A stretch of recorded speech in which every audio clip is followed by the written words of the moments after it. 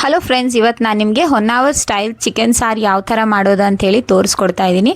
So ಬನ್ನಿ ಹಾಗಾದರೆ ನೋಡೋಣ ಇದನ್ನು ಯಾವ ಥರ ಮಾಡೋದು ಅಂತ. ಮೊದಲಿಗೆ ಒಂದು ಪಾತ್ರೆನ ಗ್ಯಾಸ್ ಮೇಲಿಟ್ಟು ಅದರಲ್ಲಿ ಎಣ್ಣೆನ ಹಾಕ್ಕೋಬೇಕು. ಎಣ್ಣೆ ಬಿಸಿ ಆದ ನಂತರ ಅದರಲ್ಲಿ ಜಾಪತ್ರೆ, ಕಲ್ಲುವು, ಜಾಯಿಕಾಯಿ, ಚಕ್ಕೆ, ಲವಂಗ, ಇಲಾಯ್ಚಿ, ಹಾಗೆ ಸ್ವಲ್ಪ ಅಜ್ವೈನ್, ಶುಂಠಿ, ಬೆಳ್ಳುಳ್ಳಿ, ಕಾಳುಮೆಣಸು, ಹಾಗೆ ಸ್ಟಾರ್ ಅನೀಸ್, ಮೆಣಸಿನ್ಕಾಯಿ, ಹಾಗೆ ಈರುಳ್ಳಿ. ಮೆಣಸಿನ್ಕಾಯಿನ ಸ್ವಲ್ಪ ಬೇಯಿಸ್ಕೊಂಡಿದ್ದೀನಿ ಫ್ರೆಂಡ್, ಯಾಕಂದರೆ ಖಾರ ಆಗಬಾರ್ದಂತ. ನಿಮಗೆ ಬೇಕಂದರೆ ಹೀಗೆ ಕೂಡ ಹಾಕ್ಕೋಬೋದು. ಇವಾಗ ಸ್ವಲ್ಪ ಅರಿಶಿನದ ಪುಡಿನ ಹಾಕ್ಕೊಂಡು ಇವೆಲ್ಲನೂ ಲೈಟ್ಗಾಗಿ ಕೆಂಪಗಾಗೋವರೆಗೂ ಇದನ್ನು ಹುರ್ಕೋಬೇಕು. ಇವು ಸ್ವಲ್ಪ ಕೆಂಪಗಾಗಿದ ನಂತರ ಇದರಲ್ಲಿ ಕಾಯಿ ತುರಿನ ಹಾಕ್ಕೋಬೇಕು, ಹಾಗೆ ಟೊಮೆಟೊ.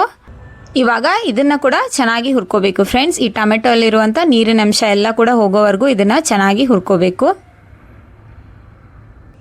ಇವಾಗ ಇದಾಗಿದೆ. ಇವಾಗ ಗ್ಯಾಸ್ನ ಆಫ್ ಮಾಡಿ ಇದನ್ನು ತಣ್ಣಗಾಗೋದಕ್ಕೆ ಬಿಟ್ಬಿಡೋಣ. ನಂತರ ಇದನ್ನು ನುಣ್ಣಗೆ ರುಬ್ಕೋಬೇಕು. ಇವಾಗ ಮತ್ತೊಂದು ಪಾತ್ರೆಗೆ ಎಣ್ಣೆನ ಹಾಕ್ಕೋಬೇಕು. ಎಣ್ಣೆ ಬಿಸಿ ಆದ ನಂತರ ಅದರಲ್ಲಿ ಈರುಳ್ಳಿನ ಹಾಕ್ಕೋಬೇಕು.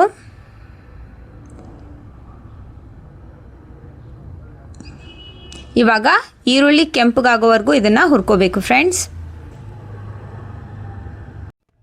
ಇವಾಗ ಇದರಲ್ಲಿ ಚಿಕನ್ನ ಹಾಕ್ಕೋಬೇಕು.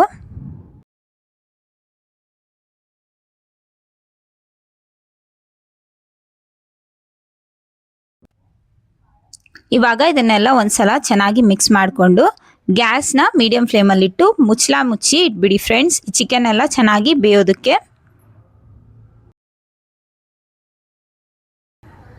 ಇವಾಗ ಮಸಾಲೆನ ರುಬ್ಕೊಳ್ಳೋಣ.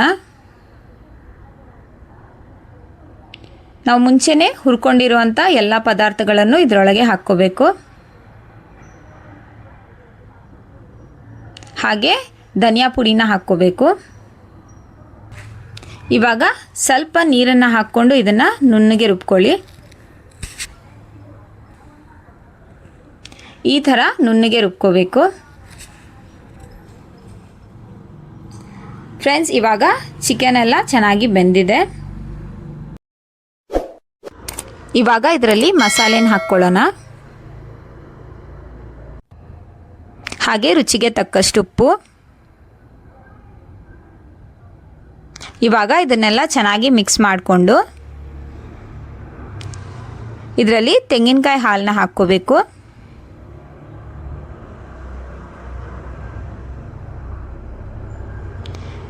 ಇವಾಗ ಗ್ಯಾಸ್ನ ಮೀಡಿಯಂ ಫ್ಲೇಮಲ್ಲಿಟ್ಟು ಇದನ್ನು ಚೆನ್ನಾಗಿ ಕುದಿಯೋದಕ್ಕೆ ಬಿಟ್ಬಿಡಬೇಕು ಫ್ರೆಂಡ್ಸ್.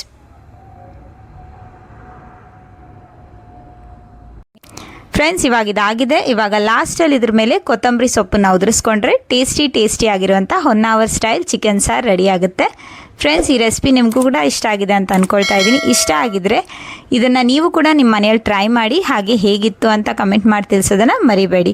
ಹಾಗೆ ನನ್ನ ವೀಡಿಯೋಸ್ ನಿಮ್ಗೇನಾದರೂ ಇಷ್ಟ ಆಗ್ತಿದ್ರೆ ಲೈಕ್, ಶೇರ್ ಹಾಗೂ ಸಬ್ಸ್ಕ್ರೈಬ್ ಮಾಡೋದನ್ನು ಮರಿಬೇಡಿ. ಸೊ ಹಾಗಾದರೆ ಇವತ್ತಿನ ವೀಡಿಯೋದಲ್ಲಿ ಇಷ್ಟೇ ಫ್ರೆಂಡ್ಸ್. ಮುಂದಿನ ವೀಡಿಯೋದಲ್ಲಿ ಮತ್ತೊಂದು ಹೊಸ ರೆಸಿಪಿಯೊಂದಿಗೆ ಸಿಗೋಣ. ಅಲ್ಲಿವರೆಗೂ ಟೇಕ್ ಕೇರ್ ಆ್ಯಂಡ್ ಬಾಯ್.